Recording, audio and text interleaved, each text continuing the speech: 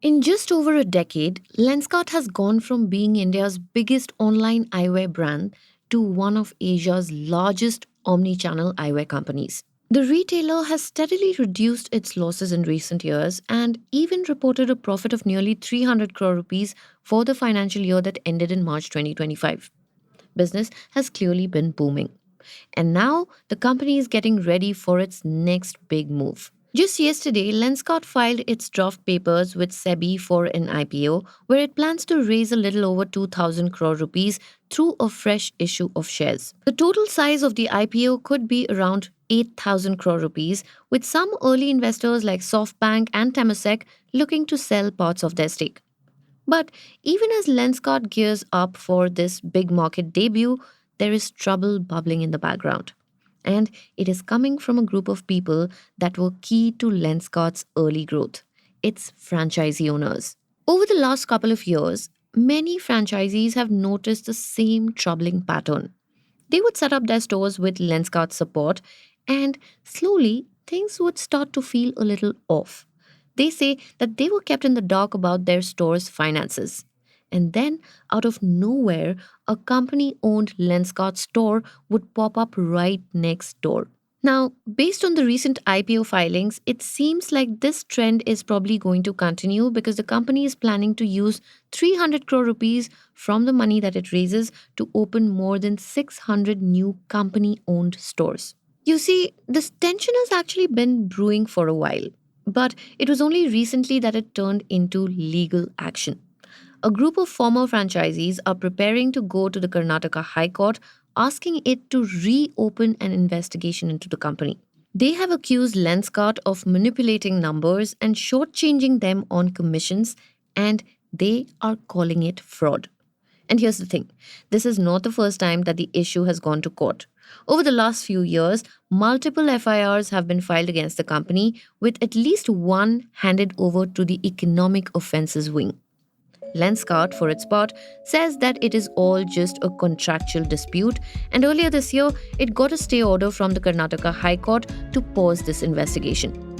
But the store owners are not backing down, and now, just as Lenskart is going for its public offering, the fight is heating up again. In this episode, my co host Rahel is going to give you a ringside view of the messy battle between Lenskart and the franchisees who say that they were left behind.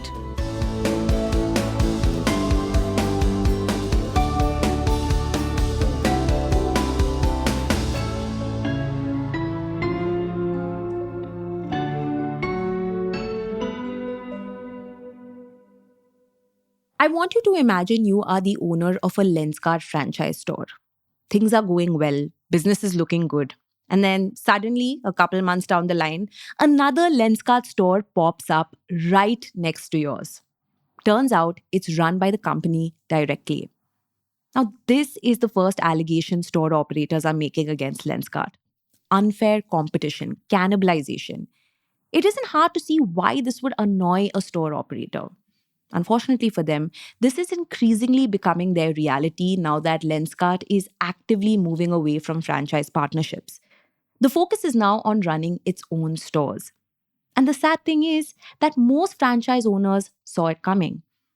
The Ken spoke to one such operator named Shailesh Jain. He recalled how in the last 3 to 4 years, Lenskart replaced nearly 8 area managers. These managers had to oversee both franchise and company owned stores, but their focus was mainly on Lenskart's own stores. For nearly a year, Lenskart didn't even send Shailesh a store manager. It was only after countless follow ups that they did end up hiring someone, but they asked Shailesh to cough up much more than the market rate. It gets worse. Last year, his franchise license was terminated.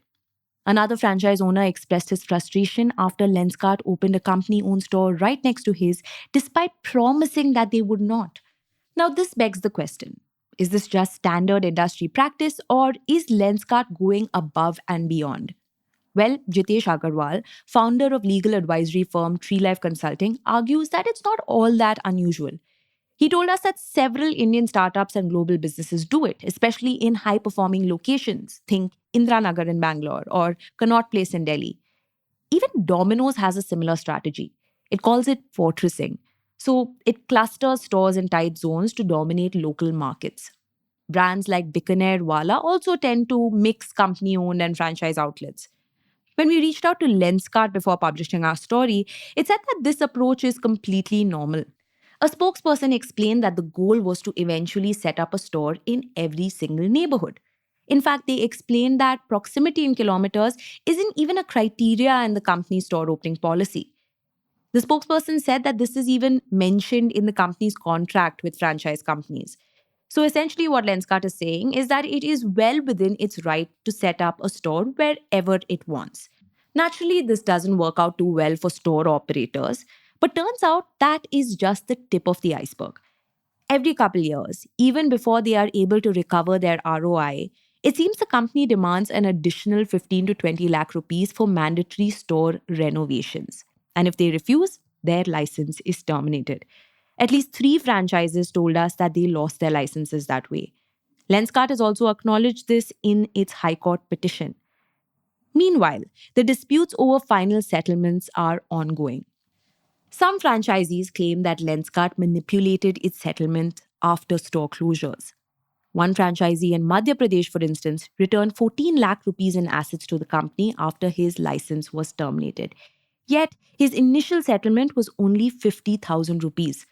After sending a legal notice, the franchisee was eventually reimbursed over 13 lakh rupees. And this isn't a one off. Other franchisees have reported similar experiences of unexplained entries and manipulated spreadsheets. Just last October, 5 franchise operators in Karnataka teamed up and filed a police complaint in Mysore. Between the 5 of them, they had run 13 Lenskart stores in the state.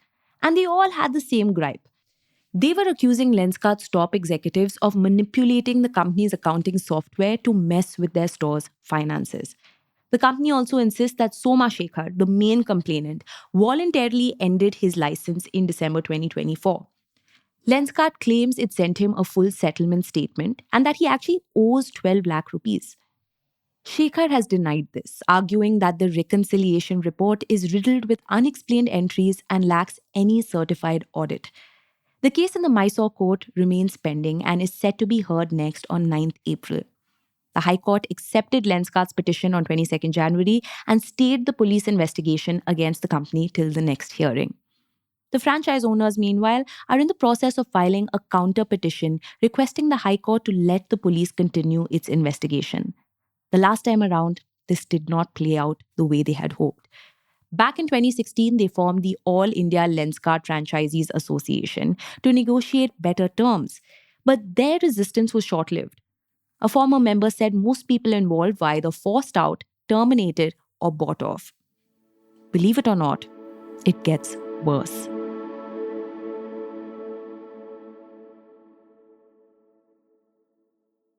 The Ken spoke to 18 Lenskart franchisees. 13 of them said they had reported discrepancies in their financial records, which Lenskart ignored despite being repeatedly flagged. They claimed that while they were assured complete transparency, the company's accounting practices were anything but clear. Lenskart was meant to provide full access to sales, purchase, and stock data via its point of sales system. It was meant to regularly send reports and purchase ledgers to the stores. But it didn't end up doing that. Now, for a store owner, all of this data is crucial for calculating profits and ensuring compliance with GST regulations. The operators claim that Lenskart also controlled several aspects of daily store operations. Things like hiring managers to handle sales, payments, inventories. These managers were supposed to answer to both Lenskart and the franchisees, maintaining quality standards. Yet, franchisees claim that they were often left out of the loop. That's despite the fact that these managers were actually on their payroll. Lenskart's control extended even further. A former franchise owner we spoke to said Lenskart controlled franchisee funds through a digital wallet. It kept deducting money for arbitrary things like advertising fees and customer satisfaction surveys. And then there is the fraud investigation. A forensic audit commissioned by the franchisees and referenced in an FIR filed on 26 October 2024 alleged significant discrepancies between transactions in the POS system and figures recorded in financial registers, GSTR filings, and purchase logs. After reconciling commission sales ledgers, franchisees found that for the fiscal years 2022 to 23 and 2023 to 24, over 35 lakh rupees in profits and commission revenue had never been reported. This was an issue highlighted in the FIR. Another recurring complaint was about how, when products were directly shipped to customers, the invoices would be emailed to them. The franchisees would be left out of the process. They couldn't even download the same invoice. That ended up becoming a serious problem when tax authorities came knocking. In fact, nearly a dozen franchisees reported receiving GST notices based on Lenskart's reported data, which didn't even match their own records. And when they tried reaching out to area managers, they just would not be able to get a meeting. We even took a look at WhatsApp and email exchanges, and we found a similar pattern. Franchise owners would raise red flags, and Lenskart officials would deflect. In response to these allegations, Lenskart insists that any discrepancies typically arise from inconsistent use of reports at the store level. Lenskart insisted that they proactively work with their franchise partners to deal with such challenges. But even if there is truth to that, things are about to get even harder for store operators. They are all going to play a much smaller role in the next phase of the Lenskart story, because now the push is for primarily company-owned stores. As the company prepares for its IPO, a more tightly controlled retail network makes for a more attractive proposition to investors. A messy, dispute-ridden franchise model, on the other hand, certainly does not.